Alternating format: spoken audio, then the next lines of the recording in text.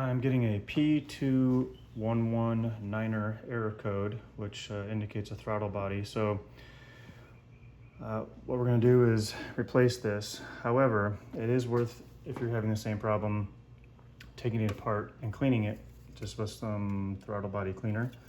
That may fix it for you. I tried that, it didn't, so I'm going to replace it. But I'm going to take this off, show you how to clean it. It's worth a shot, and then, at least for mine, I'm going to have to replace it. So it's pretty simple. However, at least in my car, you want to release the air cleaner. So uncheck the clips.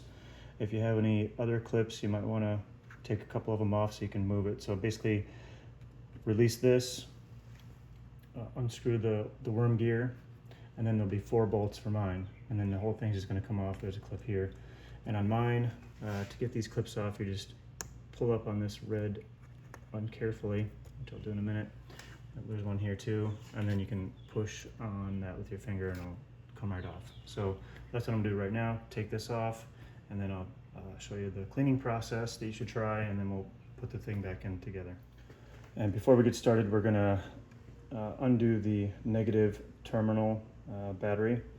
And if you have leads, do a jump so you can drain the capacitors. I don't have that, so I'm just gonna remove the negative and honk the horn, turn the lights on just to get any residual energy out of the capacitors.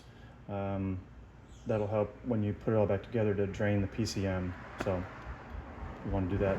Take the negative off, honk the horn, turn the lights on, whatever. There shouldn't be anything that will drain the capacitors, or if you have the leads, do that. So do that right now. So after removing the negative battery cable and just removing this out of the way, I took out the 4 bolts, and there the throttle body comes right out. So what you'll want to do if you want to clean it, which you should try, mine wasn't too bad in the front, but it was really bad in the back. Basically what you'll want to do, get some throttle body cleaner and just really spray that in there real good. Take a rag or an old toothbrush or something and just sort of scrape it in there and get all that gunk out of there, both sides. I wouldn't mess around too much with opening and closing the butterfly, because if yours is not bad, you don't want to cause any issues from manually forcing something that's controlled electronically. But if you spray it in there, it'll do most of the work for you. But take your time, spend 15-20 minutes just cleaning it all in there real good. And it'll be, mine looks pretty new other than 1 or 2 little spots, but in there it's perfectly clean. And when you do it, if you're cleaning it, hold it like this or this or this, so that the liquid from the throttle body cleaner doesn't get into the electronics. So don't hold it like this, because then could possibly drain down into this part here, and you don't want that to get wet, the electronics part. So, but I tried mine, that didn't work cleaning it, so that's why I got the new one. But it's worth a shot, it's only $5, and then you just put it back on there and see how it works for you. There's a gasket there as well.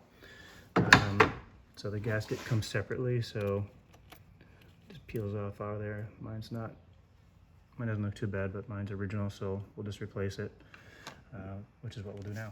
Okay, so here's the new one. Obviously inspect it to make sure it looks like the old one, and it does. And you can see, I got mine pretty clean comparatively, but again, must have been the electronics. There is a relearn process that I'll go through when we're done, but next I'm just gonna put the 4 bolts back in, and I put the new gasket in here, so that's sitting in there. Just put the 4 bolts back in, connect up the connector right there, and put the box back on there. So unfortunately, this part was like $150.